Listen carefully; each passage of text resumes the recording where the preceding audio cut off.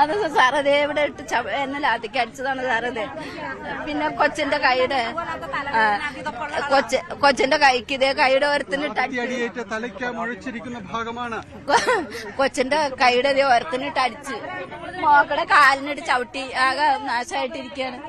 ഞാൻ എന്ത് ചെയ്യും? ഞാനൊരാൾ നടന്നിട്ട് എന്റെ കുടുംബം കഴിഞ്ഞു പോണത്. ഹസ്ബൻഡ് ഇല്ല, ഹസ്ബൻഡ് മരിച്ചുപോയി. എനിക്ക് കൊച്ചുങ്ങളെ പഠിപ്പിക്കണ്ടേ?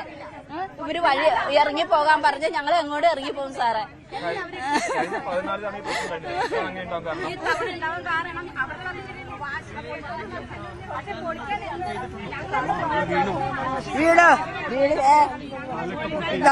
വെള്ളടിച്ചപ്പോ ഞാൻ വീണഞ്ഞപ്പോ ഞാൻ മറ്റവരെ പിടിച്ചപ്പോ ഞാൻ അവരുടെ പുറത്തേക്ക് വീണ്. ഞാൻ അടിച്ചപ്പോ എന്റെ കാൽമകർ ചവിട്ടിയതാ. ഈ കാലിങ്ങനെ ഇരിക്കണ കാൽമകർ ചവിട്ടിയതാ.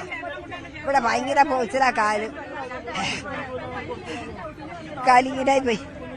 കാലി ഔട്ടാൻ കൊള്ളാണ്ട് വന്നു.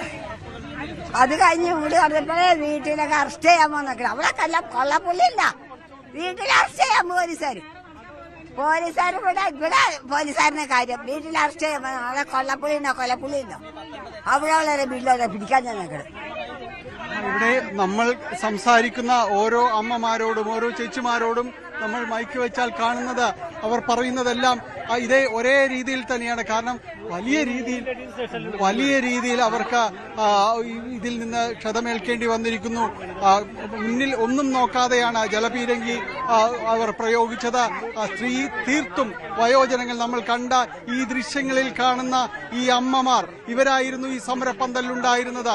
ഇതേപോലുള്ള പ്രായം ചെന്ന അമ്മമാരായിരുന്നു സമരപ്പന്തലിലുണ്ടായിരുന്നത്.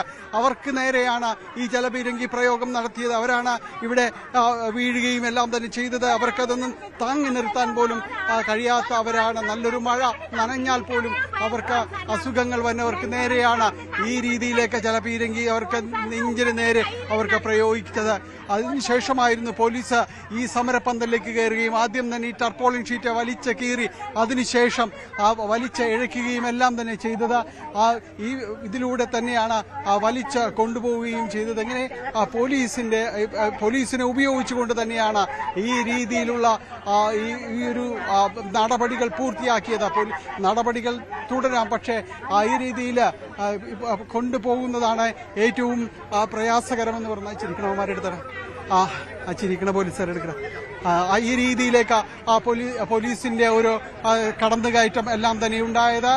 പോലീസിനെ ഉപയോഗിച്ചുകൊണ്ട് ഈ രീതി ഇവിടേക്ക് കടന്നു കയറുകയായിരുന്നു കമ്മീഷൻ.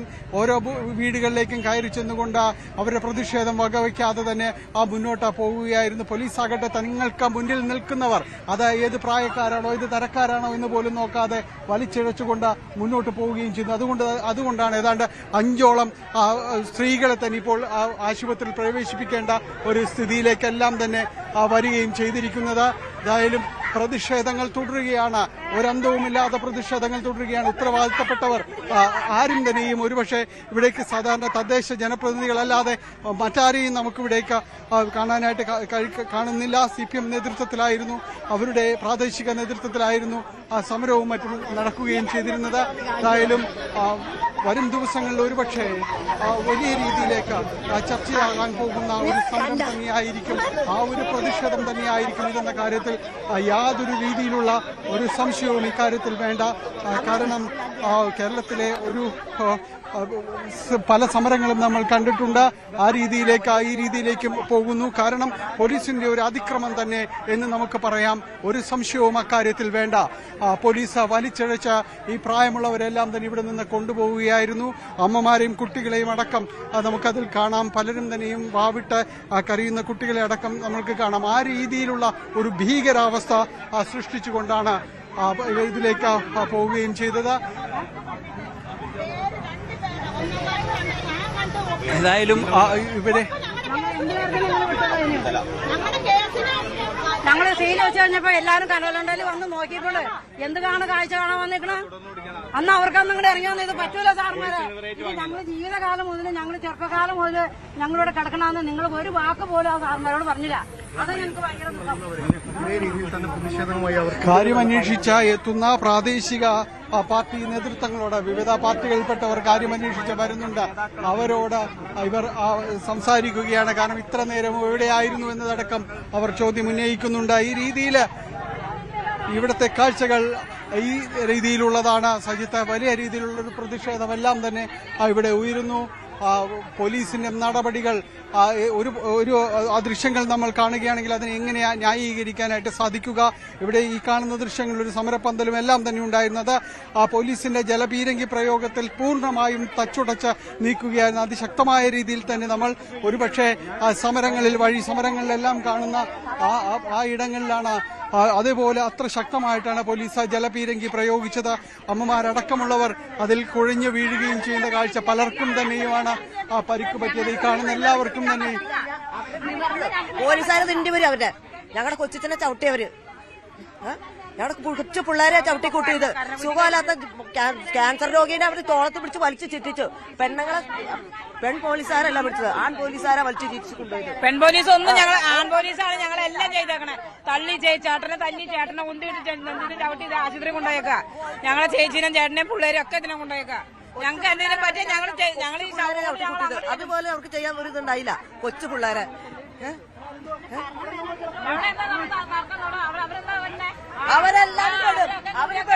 അവര് പെടും കണ്ടോ. ലാത്തിക്ക് വരെ അടിച്ചില്ല അവര്. കാണുക, പോലീസ് ശതങ്ങളാണ് എല്ലാവർക്കും. ഒരുപക്ഷെ ആരോഗ്യമുള്ള കുറച്ചു പേര് അതിനകത്ത് കാണുന്നുണ്ടായിരുന്നുള്ളൂ. ബാക്കി എല്ലാ അമ്മമാരും കുട്ടികളും ആയിരുന്നു. എല്ലാവർക്കും കിട്ടി, എല്ലാവരും തല്ലി. നമുക്ക് ഇവിടുന്ന് ഇറങ്ങാൻ, നമ്മൾ ജനിച്ചു വളർന്ന മണ്ണാണ്. ഞങ്ങൾക്ക് ഇവിടുന്ന് എവിടെ പോകാനാണ്?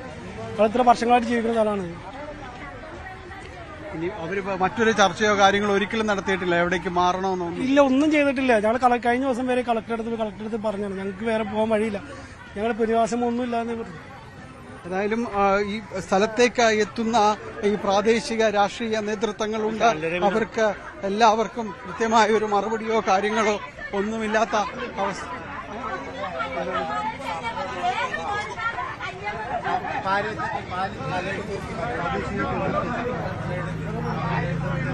ഏതായാലും പ്രാദേശിക നേതൃത്വങ്ങൾ ഇവിടേക്ക് വരുന്നു. ആർക്കും തന്നെയും കൃത്യമായ ഒരു മറുപടി ഈ കാര്യങ്ങളിൽ ഇല്ല എന്നുള്ളതാണ് ഏറ്റവും പ്രധാനപ്പെട്ട വസ്തുത. പോലീസ് ഒഴിഞ്ഞു പോയിട്ടില്ല. പോലീസ് ഒരു ഭാഗത്ത് തുടരുന്നുണ്ട്. കാരണം ഈ രീതിയിലുള്ള ഒരു നടപടികൾക്ക് ശേഷം ഇനിയും ഒരു സംഘർഷ സാധ്യത ഇവിടെ നിലനിൽക്കുന്നുണ്ട്. പോലീസ് അടക്കമുള്ളവർ അത് തന്നെയാണ് സൂചിപ്പിക്കുന്നത്. കാരണം ഇനിയും സംഘടിക്കാനുള്ള ഒരു സാധ്യതയും കാര്യങ്ങളും എല്ലാം തന്നെ ഇവിടെ നിലനിൽക്കുന്നു.